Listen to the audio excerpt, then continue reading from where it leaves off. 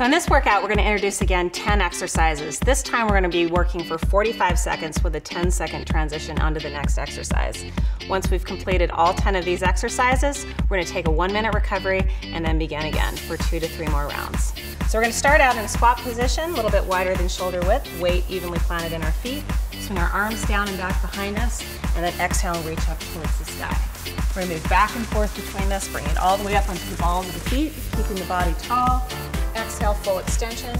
The depth of your squat has to do more with your knee health. So if you know that you've got to be a little bit more protective of that knee, don't go quite as low in that squat. Maintain a tall posture. Make sure that you're exhaling on the way up and continually move. You can add a little bit of a tempo, increase the speed, and elevate that heart rate a little bit more. Finishing up in 3, 2, and 1. Great job.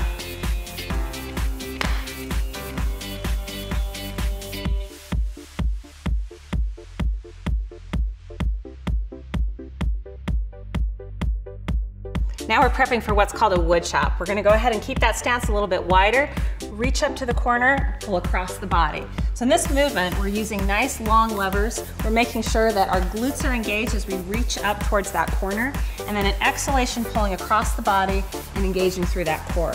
If we can, we're gonna make that range of motion a little bit longer and add more of a rotation as we come back across the body. We've got 45 seconds here. How are we feeling, team? Feeling good. Awesome. Keep up that energy. Remember, you don't need to keep our tempo. Find that tempo and pace that works for you.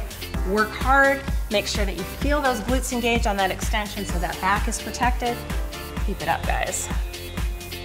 Nice long body. Good. 3, 2, and 1.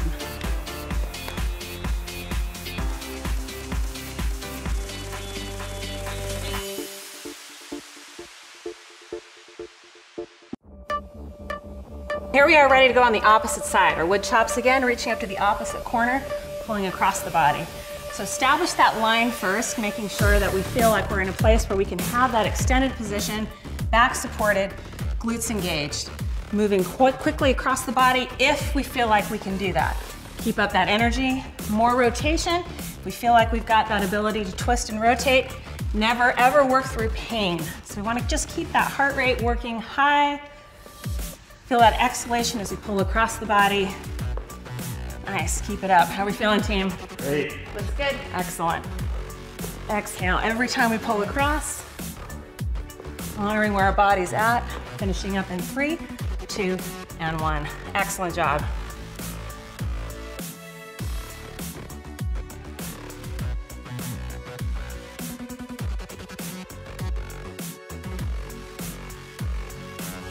Okay, so now we're ready to transition into alternating lunges. Take a nice wide step to the side, keep the chest and torso tall, pushing off the leg that we're stepping into. So the idea here is to take that stance and really take that single lever press from side to side, but never losing that carriage. So we want to keep that collarbone pointing forward, adding speed if we need to, just whatever it is that allows you to feel that heart rate increase. Is that heart rate increasing, guys? It is. Yes. Keep it up. Just got 45 seconds. You can do this. Keep that energy high. Hands on the quads gives a little bit more support for the back. Keep that breathing. Exhale every time we're pushing from the floor. Finishing 3, 2, and 1. Nice.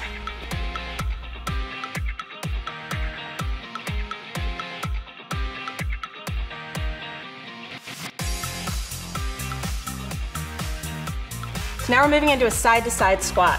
We're gonna step out into a stance a little bit wider than shoulder width, come back to standing right in the center. So similar to what we did for that alternating lunge, but here we've got a little bit shorter line. We're able to push a little faster perhaps. If you feel like you're ready and you wanna pick up that tempo a little bit, feel free. Drop the hips. Just remember, every time we're trying to keep that same visual that we had when we did our squats, pushing those feet right through the floor, exhaling when we come back up to standing. It's just 45 seconds. How are we feeling? Awesome. Keep it up. Almost there, guys. Nice and low in those squats. Tall every time. We can do this. 3, 2, and 1. Nice.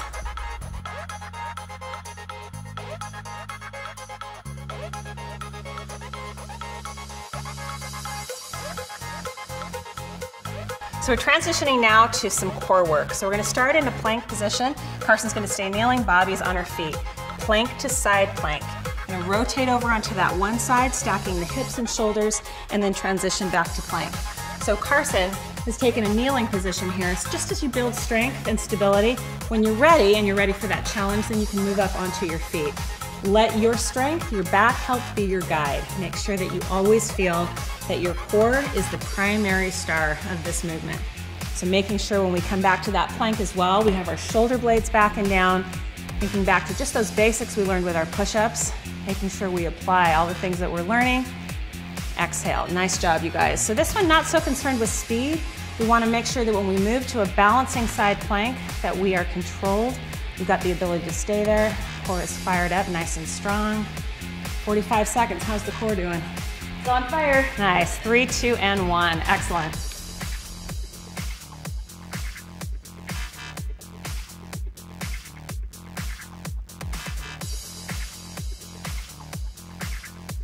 So we're moving into tricep push-ups. So these are very similar to our push-up, except our hand position is gonna be more narrow.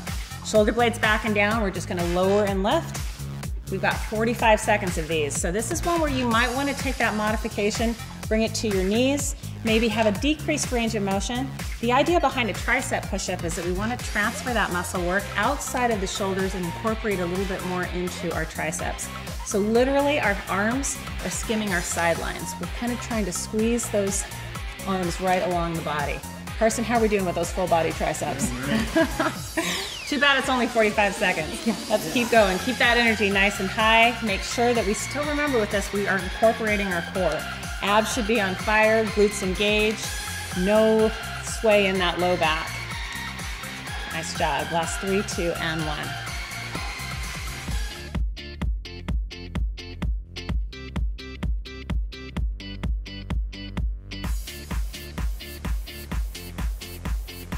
Okay, so we're revisiting our plank side plank. Come back to your plank position.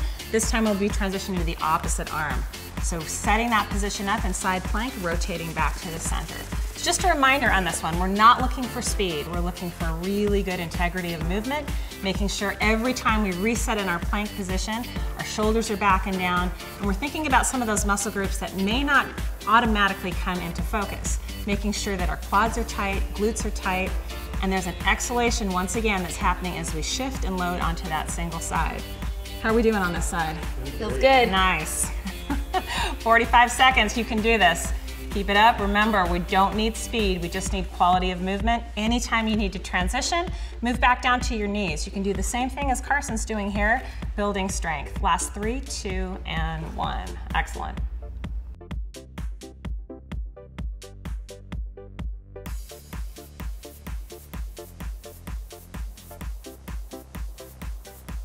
Okay, so now we're transitioning into glute bridges. So laying down on our back side, we're gonna have our heels close to our glutes. Go ahead and start by pulling the belly in, squeezing the glutes, lifting and lowering.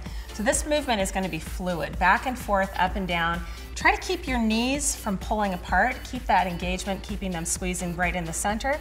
We also wanna avoid a hyperextension in the back. So we don't wanna move into a back bend. Just think more about carving those abs out, drawing the belly in close to the spine, finishing that movement with tight glutes on the top. So that consistent movement back and forth. Once again, when we talk about core, we want to remember that those core muscles wrap all the way around our trunk, not just the front abdominal muscles, but moving through some of the accessory muscles on the back side, and we're feeling all of those firing up, yes? Yes. Let's keep going.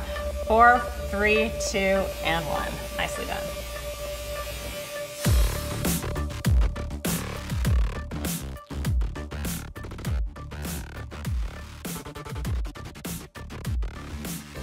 Our final exercise is core roll-ups. We're gonna lay down on our backside, hands on our hamstrings.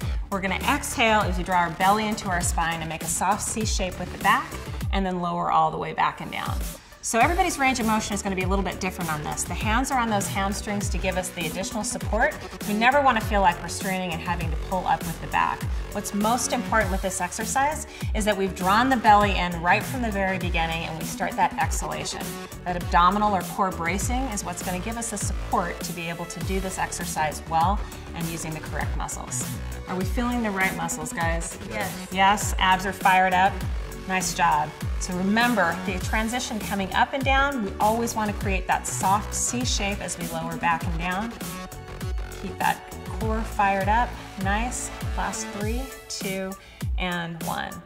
So that completes all 10 of our exercises. So from this point, we're going to take that 1-minute recovery before we begin again for our second and third round. Well done, everybody. Keep it up.